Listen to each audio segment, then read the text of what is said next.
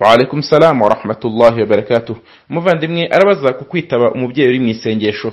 Alhamdulillah wassalatu wassalamu ala rasulillah wa ba'd.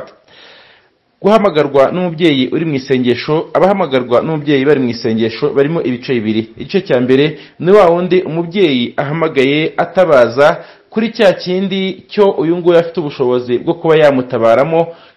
Ahangaha uyu nguyu asabwa kumwitaba akava no mu isengesho akabanza akamwitaba, kabone nubwo ryaba ari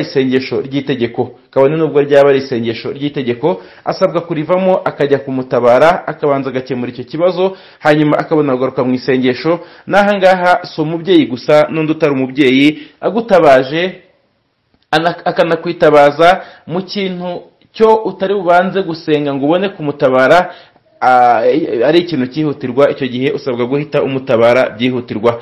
Igice cya kabiri ni umuntu uhamagawe n'umubyeyi ariko amuhamagaye bisanzwe bitari mu rwego rwo gutabara n'ubutabazi.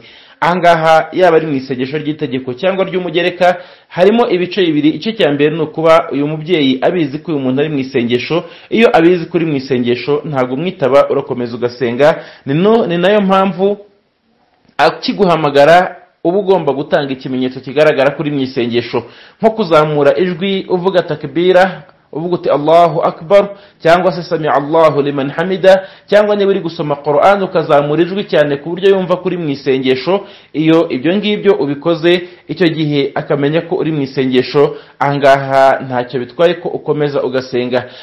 Gusa bamwe mu banyabona ko aramutse ari burakare cyane kubwo kuba utamwitabye, ahangaha ko uri mu isengesho ry'umugereka usabwa kumwitaba. Iyo uri mu isengesho ry'umugereka babona ko usabwa kumwitaba. Waba uri mu isengesho ry'itegeko ukabanza ukarangiza isengesho, hanyuma ugahita wihutira kumwitaba. Wallahu a'lam.